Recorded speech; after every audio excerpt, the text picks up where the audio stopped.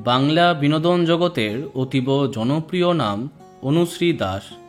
এক সময় বাংলা ছবিতে তাকে দেখেছে দর্শক, আর বর্তমানে ধারাবাহিকের জগতে তিনি অতীব জনপ্রিয় মুখ। জীবন তাকে দ্বিতীয় সুযোগ দিয়েছে।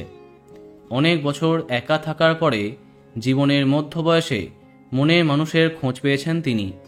টেলিপাড়ায় কান পাতলে সেটাই জানা যাচ্ছে।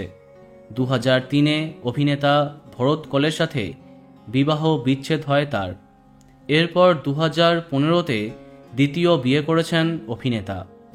এবার সামনে এলো অনুশ্রী দাসের ভালোবাসার কথা।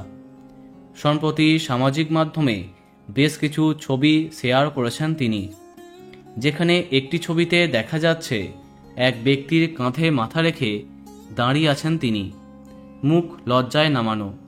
দুজনের আরও কিছু ছবি প্রকাশ্যে এনেছেন তিনি। এই বিষয়ে তার এক ঘনিষ্ঠ আনন্দবাজারকে জানিয়েছে তাদের সম্পর্ক আর বন্ধুত্বে আটকে নেই, বরং প্রেম করছেন তারা। তার নাম প্রদীপ্ত রায়। তিনি একজন রেস্তোরাঁর মালিক, আবার একজন গ্রাফিক ডিজাইনার। প্রদীপ্ত নাকি অনুশ্রীকে চোখে হারান, তাকে আগলে রাখেন। আগামীতে তারা নাকি বিয়েও করবেন।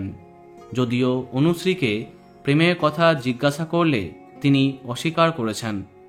তিনি জানিয়েছেন বিয়ে করলে জানিয়েই করবেন। তার কথায় তারা এখনও বন্ধু। পুরুষের সংজ্ঞা কি সবসময় প্রেমিকই হয়? কাঁধে মাথা রাখলেই কি বিয়ে করছি? বন্ধুরা, ভিডিওটি এইটুকুই। বাংলা বিনোদনের অন্যান্য আরও খবর পেতে সাবস্ক্রাইব কারেন্ট পজ। ধন্যবাদ।